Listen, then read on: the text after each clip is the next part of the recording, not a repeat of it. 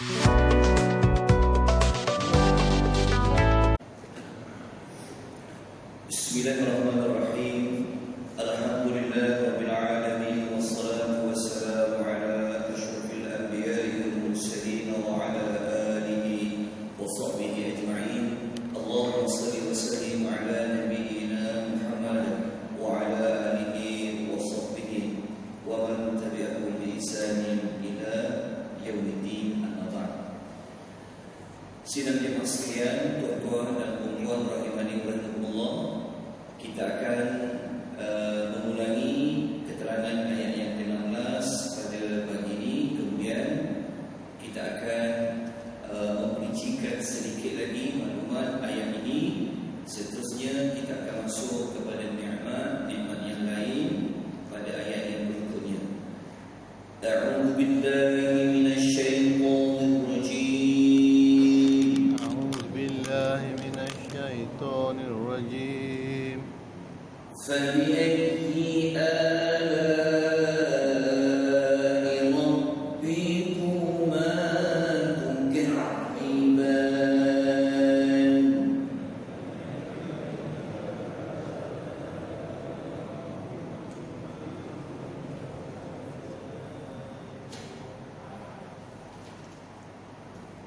Terjemahan ayat yang ke-16 adalah terjemahan yang sama seperti mana ayat yang pernah kita baca pada ayat yang ke-13.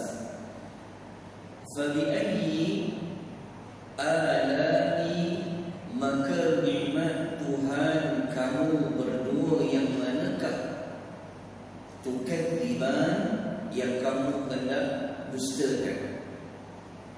Ayat ini kalau kita lihat di dalam nota untuk surat yang ke-18, Al-Imam Ibnu Katsir rahimahullah menjelaskan ayat 16 ini adalah ayat yang Allah nak mengatakan bahawasanya nikmat Rabb, iaitu Tuhan kamu yang manakah, wahai sekalian manusia dan jin, yang kamu hendak dustakan. Dengan arti kata lain, kata Ibnu Katsir, nikmat tersebut, iaitu nikmat seperti mana ayat nombor 14, ayat nombor 15, sudah pun jelas bagi kamu semua, sedangkan kamu menikmatinya tanpa dapat kamu ingkari, tanpa dapat kamu dustakan. Jadi ayat ini maknanya Ibnu Katsir mengatakan ayat ini adalah ayat yang Allah mengajar kepada manusia supaya mensyukuri nikmat Allah jadikan manusia itu berbeza dengan kejadian penciptaan jin, seperti mana ayat 14 dan 15 yang kita baca pada hari yang sebelumnya. Dalam masa yang sama, sesiapa yang dia mengingkari Allah, dia tidak mahu menerima Allah itu adalah Tuhan yang Esa, maka ayat-ayat ini merupakan ayat yang mencela bagi sesiapa yang tidak mahu mensyukuri akan nikmat Allah. Ada ulasan tambahan daripada Ibnu Katsir. Beliau mengatakan, dia kata, oleh yang demikian, marilah sama-sama kita mengucapkan seperti mana yang pernah diucapkan oleh golongan jin. Kita pernah sebut sebelum ini bahawa surah Rahman ini pernah Nabi bacakan kepada sekumpulan jin.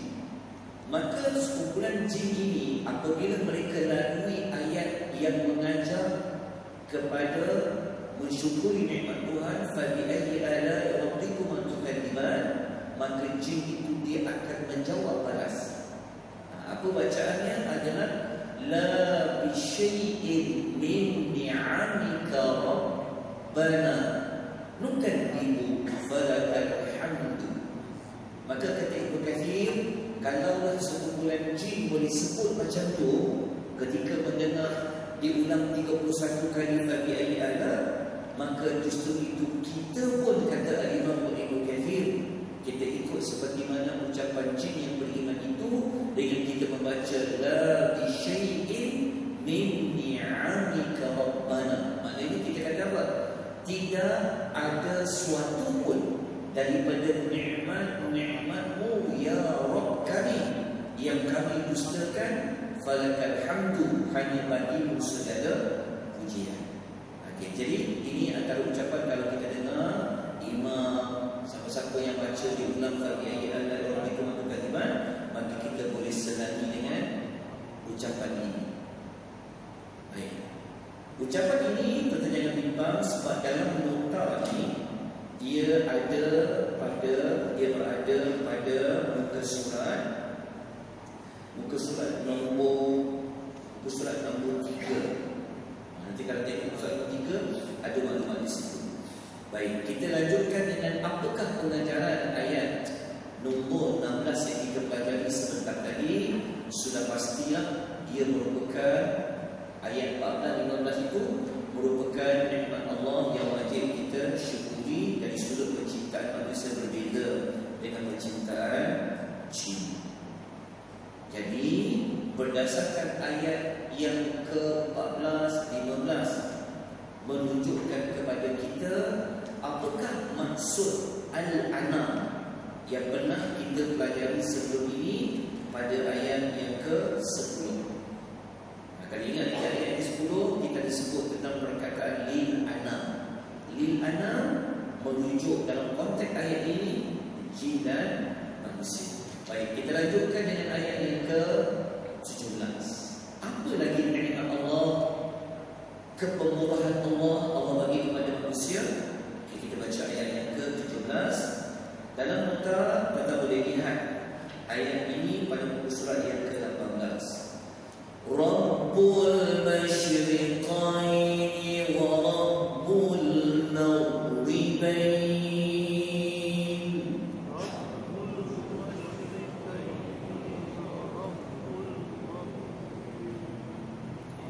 Terjemahan ayat yang ke-17, Allah mengatakan dia adalah Rabb, dia adalah pemelihara, dia adalah penjaga, dia adalah pengatur, Tuhan yang memelihara masyriqaini, dua timur, wa Rabbul maghribain, dan juga Tuhan bagi dua barat. Allah kata dia yang menjaga dua timur, dia yang menjaga dua barat. Apa maksud dua timur? Apa maksud dua barat?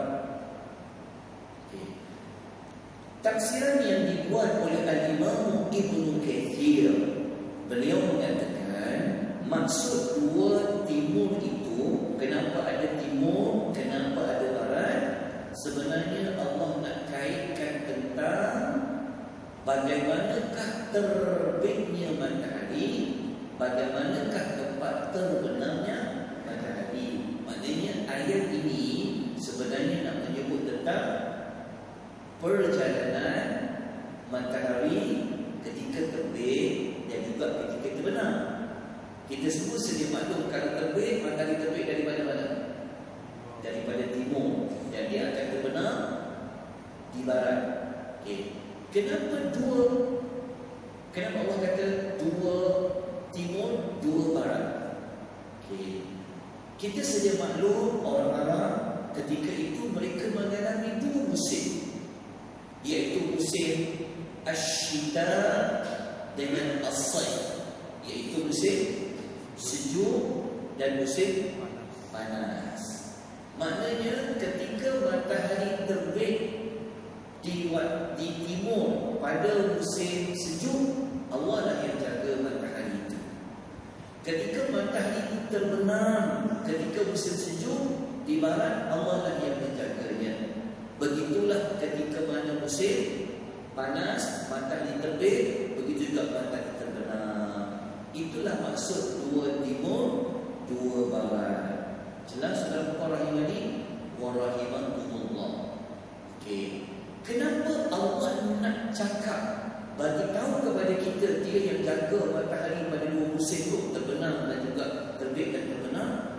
Kerana kita tahu bahawasanya matahari ini kalau dia bergerak lambat sikit ke, kalau dia keluar daripada orbit dia, habis alam semesta.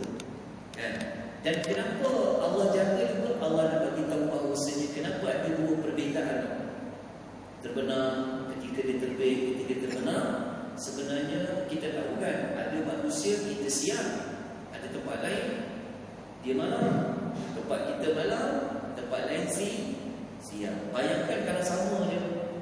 Jadi tak boleh. Jadi Allah pastikan semua manusia itu dia mendapat manfaat daripada matahari ketika terbit dan terbenam.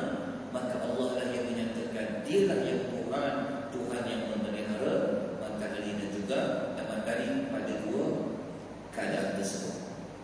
Okey, tuan-tuan, soalan saya adalah, kalau kita baca surah Rahman sampai ayat 17 ni kan, kenapa dia sebut dua?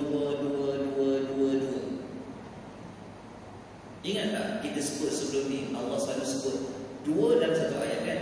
Allah kata dua nikmat di langit, dua nikmat di bumi. Jadi kata para ulama, kenapa sebut dua timur, dua barat, kenapa dia sebut dua tu? Kata para ulama tafsir, sebenarnya Allah Ta'ala nak menyesuaikan apa yang sebelum ni Allah pernah sebut dua. Adakah sebelum ni Allah kata, contohnya Allah kata wasyamsu wal qamaru bi husban. Allah kata matahari dan bulan dua-dua. Lepas tu Allah kata apa? Wan najmu wasyajaru. Dua-dua. Jadi Allah Ta'ala ni maha bijaksana. Maka apabila Allah itu menyampaikan satu maksud dari penggunaan ayat itu pun Tuhan akan ikut konteks. Dua. Itu disebut keindahan bahasa. Okey. Kalau kita nak dalami lagi, okey, kalau satu timur, satu barat, apa kalimah tu? Kalau dua timur, masyriqai. Kalau satu timur, ada dalam surah Al-Ma'arij, ada dalam surah Al-Baqarah ayat 150, tapi tak ada nota maklumat tambahan. Kalau satu timur, mufrad bagi masyriqain adalah al-masyriq. Kalau dua, baru kita tambah yang masyriqain. Kalau satu barat, maghrib. Jelas? Okey.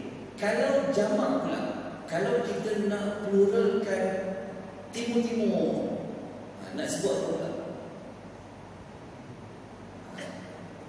Dalam surah Al-Ma'arij ayat 20 Allah sebut bilangan banyak pula, iaitu Al-Masyariq. Kalau satu Masyriq, kalau nak banyakkan dia tambah Masyariq. Kalau banyak barat, wal magharib. Dapat tuan-tuan, kita belajar sikit pagi ni bahasa Arab. Jelas tuan-tuan? Boleh? Allah sebut dalam surah Al-Ma'arij. Rupa-rupanya kenapa saya nak sebutkan tentang penyebutan singular, plural. Sebenarnya Allah banyak ulang dalam Quran. Dialah yang menjaga timur, dialah yang menjaga barat. Dua-dua tempat ini dia adalah milik Allah. Bahkan tuan-tuan dalam surah Al-Ma'arij dalam surah Al-Ma'arij ayat nombor 40, Allah sampaikan bersumpah. Allah bersumpah dengan dirinya yang menjaga timur dan barat. Allah kata fala uqsimu bi rabbil masyariqi wal magharib. Hebatnya Allah Subhanahu wa taala.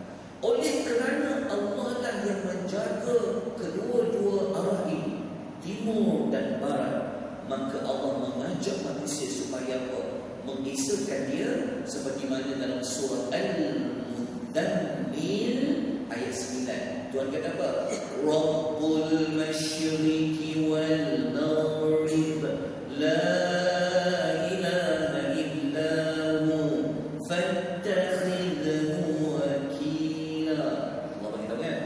Dialah Tuhan timur dan barat. Tiada Tuhan kecuali dia. Maka jadikanlah dia sebagai wakilan, iaitu pelindung. Okey, selesai tuan-tuan? Boleh faham ayat nombor 17 tadi? Kita masuk kepada ayat nombor 18. Oleh kerana Allah lah yang mengaturkan perjalanan musim sejuk dan musim panas, maka kita jangan bimbang tentang perjalanan matahari itu. Serahkan kepada Allah. Maka Allah mengajak kepada kita supaya mensyukuri akan nikmat itu pada ayat yang berikutnya, ayat 18. Kita baca ayatnya. فَبِأَيِّ آلَاءِ رَبِّكُمَا تُكَذِّبَانِ.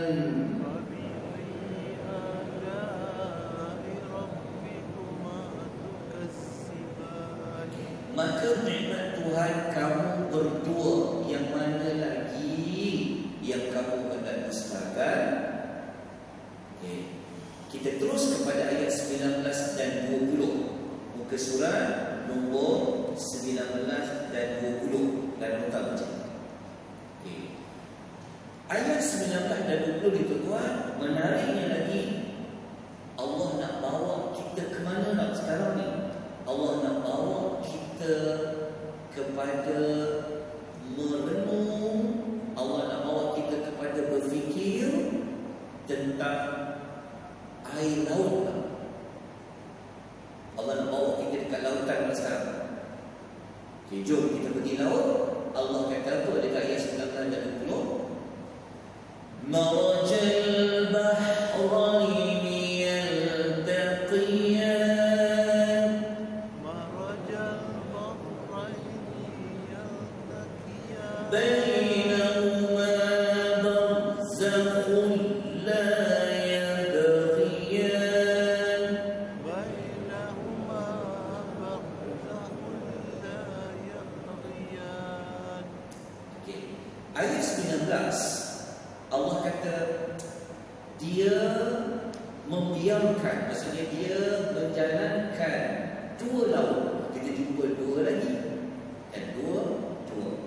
Sebab tu ada para ulama kata surah Ar-Rahman ni kata Allah dia adalah surah pengantin. Surah pengantin sebab dia dua. Jadi Allah kata Allah telah menjalankan air yang ada pada dua laut. Bahrain, dua laut. Yang dua laut ni yaltaqiyan, mereka saling bertemu. Laut pertama jumpa dengan laut yang kedua, dia bertemu. Walaupun dia bertemu, bainahuma barzakh, antara laut yang pertama dan kedua Allah letak di tengah-tengahnya ada barzakh, iaitu ada satu dinding, ada satu batasan. Barzakh kat situ fungsinya untuk apa? La yadghiyan, supaya yang laut satu tidak campurkan airnya masuk ke laut dua. Laut dua tak masukkan airnya kepada laut yang satu. Apa yang pisahkan dia? Dia panggil barzakh. Pernah dengar barzakh? Alam barzakh. Alam barzakh. Betul. Siapa nak faham alam barzakh, dia kena study tentang Allah pisahkan ada dua laut, air kedua-duanya dah jumpa lah, tapi tak bercampur. Itulah barzakh. Orang yang masuk alam barzakh, dia takkan dapat pergi ke alam dunia walaupun rumahnya sebelah kubur. Ada masjid, depannya kubur. Ada tak orang dekat kubur tu dia boleh pergi sembahyang lagi di masjid tu?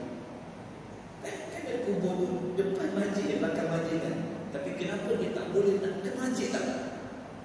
Sebab Allah telah letak dia sudah berada di barzakh. Sebab tu perkataan barzakh ada 3 kali Allah sebut di dalam Quran. 3 kali Allah sebut perkataan barzakh.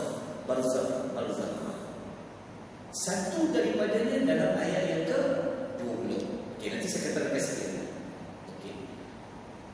Tinggal 1 minit lagi tuan-tuan. Tapi kita tak barzakh lagi ni. Okey. Ayat 21 dengan 19 dan 20 ni Allah tak bagi tahu dua laut tu